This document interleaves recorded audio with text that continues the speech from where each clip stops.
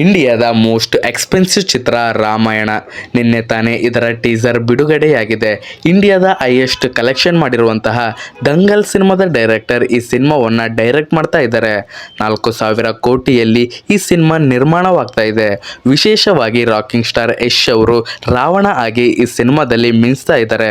ಟೀಸರ್ನಲ್ಲಿ ಅವರ ಪೂರ್ತಿ look reveal ಆಗಿಲ್ಲ, ಆದರೆ ರಾವಣನ ಪಾತ್ರದಲ್ಲಿ ಅವರು ಹೇಗೆ ಕಾಣ್ತಾರೆ ಅನ್ನೋದು ಜನರಲ್ಲಿ ತುಂಬಾ ಕ್ಯೂರಿಯಾಸಿಟಿನ ಹುಟ್ಟಿಸಿದೆ. ಈ ಸಿನಿಮಾದ VFX ಮತ್ತೆ ಇದರ ಕ್ವಾಲಿಟಿ, ಅಫ್ಕೋರ್ಸ್ 4,000 ಕೋಟಿಯ ಬಜೆಟ್ನಲ್ಲಿ ಈ ಸಿನಿಮಾ ನಿರ್ಮಾಣವಾಗ್ತಾ ಇದೆ.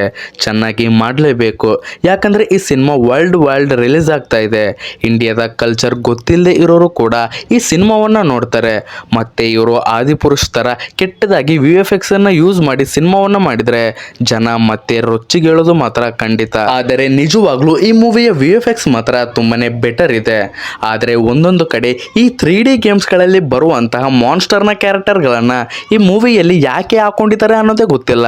ನಿಜವಾಗ್ಲೂ ಅವು ಈ ಮೂವಿಯನ್ನ ಕೆಡಿಸ್ತಾ ಇದೆ. ಒಳ್ಳೆ ಕಾರ್ಟೂನ್ ಟೈಪ್ ಅವುಗಳನ್ನ ಈ ಮೂವಿಯಲ್ಲಿ ತೋರಿಸಿದ್ದಾರೆ.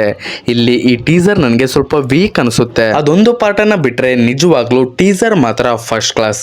ಇನ್ನು ಕ್ಯಾರೆಕ್ಟರ್ಗಳ ವಿಷಯಕ್ಕೆ ಬಂದ್ರೆ ರಾಮನ ಪಾತ್ರದಲ್ಲಿ ರಣಬೀರ್ ಕಪೂರ್ ಅವರು ಮಿಂಚ್ತಾ ಇದ್ದಾರೆ. ಇವರು ಬಾಲಿವುಡ್ನ ತುಂಬಾ ಪ್ರಾಮಿಸಿಂಗ್ ಆದ ಆಕ್ಟರ್. ಇವರು ರಾಮನ ಪಾತ್ರವನ್ನ ಕರೆಕ್ಟಾಗಿ ನಿಭಾಯಿಸ್ತಾರೆ ಅಂತ ನಂಬಿಕೆ ಇದೆ. ಟೀಸರ್ ನಲ್ಲಿ ಕೂಡ ಇವರು ತುಂಬಾ ಚೆನ್ನಾಗಿ ಕಾಣಿಸ್ತಾ ಇದ್ದಾರೆ. ಹಾಗೆ ಟೀಸರ್ ಅನ್ನ ನೋಡಿದ್ರೆ ಎಲ್ಲ ಸೀನ್ಸ್ ಗಳ ಮಧ್ಯೆ ಲೈಟಿಂಗ್ಸ್ ಗಳ ಎಫೆಕ್ಟ್ ಮಾತ್ರ ತುಂಬಾ ಹೈಲೈಟ್ ಆಗಿದೆ. ಇನ್ನು ಈ ಸಿನಿಮಾ ಮಾತ್ರ ತುಂಬಾ ಹೈ ಕ್ವಾಲಿಟಿಯಲ್ಲಿ ಶೂಟ್ ಮಾಡಿದ್ದಾರೆ. ನಿಜವಾಗ್ಲೂ AI ಅಲ್ಲಿ ವಿಡಿಯೋನ ಜನರೇಟ್ ಮಾಡಿರಬೇಕು ಹಾಗೆ ಅನಿಸುತ್ತೆ. ಹಾಗಂತ ಚೆನ್ನಾಗಿಲ್ಲ ಅಂತ ಹೇಳ್ತಾ ಇಲ್ಲ, ಎಷ್ಟು ಚೆನ್ನಾಗಿದೆ ಅಂತ ವರ್ಣಿಸ್ತಾ ಇದ್ದೇನೆ. ಈ ರಾಮಾಯಣ ಟೀಸರ್ ನಲ್ಲಿ ನನಗೆ ತುಂಬಾ ಇಷ್ಟವಾಗಿದ್ದು ಯಾವುದಂದ್ರೆ ಅದು ರಾವಣನ ಪುಷ್ಪಕ ವಿಮಾನ. ಎಷ್ಟು ಅದ್ಭುತವಾಗಿ ಅದನ್ನ ಕ್ರಿಯೇಟ್ ಮಾಡಿದ್ದಾರೆ. ಇಲ್ಲಿ ನಾವು ಒಂದು ಪೀಕ್ ಡೀಟೇಲ್ ಅನ್ನ ಅಬ್ಸರ್ವ್ ಮಾಡಬಹುದು. ರಾವಣ ನಡ್ಕೊಂಡು ಹೋಗುವಾಗ ಪುಷ್ಪಕ ವಿಮಾನ ಎಷ್ಟು ಸಣ್ಣದಾಗಿ ಕಾಣಿಸುತ್ತೆ. ಅದೇ ನೆಕ್ಸ್ಟ್ ಸೀನ್ ನಲ್ಲಿ ಆ ಪುಷ್ಪಕ ವಿಮಾನದ ಒಳಗಡೆ ರಾವಣ ನಡ್ಕೊಂಡು ಹೋಗ್ತಾ ಇರ್ತಾನೆ. ಆಗ ರಾವಣ ಎಷ್ಟು ಸಣ್ಣದಾಗಿ ಕಾಣಿಸ್ತಾನೆ. ಅಂದರೆ ಇಮ್ಯಾಜಿನ್ ಮಾಡ್ಕೊಳ್ರಿ ಪುಷ್ಪಕ ವಿಮಾನ ಎಷ್ಟು ದೊಡ್ಡದಾಗಿರ್ಬೇಕು ಅಂತ.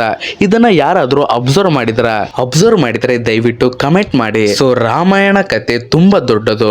ಒಂದು ಸಿನಿಮಾದಲ್ಲಿ ಇದನ್ನ ತೋರಿಸೋದಕ್ಕೆ ಆಗೋದಿಲ್ಲ. ಅದರಿಂದ 2 ಭಾಗಗಳಲ್ಲಿ ಈ ಸಿನಿಮಾ ಬರ್ತಾ ಇದೆ. ಮೊದಲನೆಯ ಭಾಗ ಇದೇ ವರ್ಷ ದೀಪಾವಳಿಗೆ ರಿಲೀಸ್ ಆಗುತ್ತೆ. ಎರಡನೆಯ ಭಾಗ ಮುಂದಿನ ವರ್ಷ ಅಂದರೆ 2027ರ ದೀಪಾವಳಿಗೆ ರಿಲೀಸ್ ಆಗುತ್ತೆ. ಆಲ್ಮೋಸ್ಟ್ 1 ವರ್ಷ ಗ್ಯಾಪ್. ಸೊ ಇದು ಮೋಸ್ಟ್ ಎಕ್ಸ್ಪೆಕ್ಟೆಡ್ ಆದ ಸಿನಿಮಾ. ಹೇಗಿದೆ ಅಂತ ಕಾದು ನೋಡೋಣ. ಸೊ ನಿಮಗೆ ಈ ರಿವ್ಯೂ ಇಷ್ಟವಾಗಿದ್ರೆ ದಯವಿಟ್ಟು ಈ ಚಾನೆಲ್ಗೆ ಸಬ್ಸ್ಕ್ರೈಬ್ ಮಾಡಿ ನಮಗೆ ಸಪೋರ್ಟ್ ಮಾಡಿ. ಹಾಗೆ ಈ ವಿಡಿಯೋಗೆ ಒಂದು ಲೈಕ್ ಅನ್ನು ಕೊಡಿ. ಹಾಗೆ ನೀವು ಈ ಚಾನಲನ್ನು ಸಬ್ಸ್ಕ್ರೈಬ್ ಮಾಡಿದ ನಂತರ ಪಕ್ಕದಲ್ಲಿ ಒಂದು ಬೆಲ್ ಐಕಾನ್ ಕಾಣುತ್ತೆ. ಅದನ್ನು ಒತ್ತಿದರೆ ನಾವು ಯಾವುದಾದ್ರೂ ವಿಡಿಯೋನ ಅಪ್ಲೋಡ್ ಮಾಡಿದರೆ ಮೊದಲು ನೋಟಿಫಿಕೇಶನ್ ನಿಮಗೆ ಸಿಗುತ್ತೆ. ಸೊ ಗೈಸ್, ಮತ್ತೆ ಸಿಗೋಣ.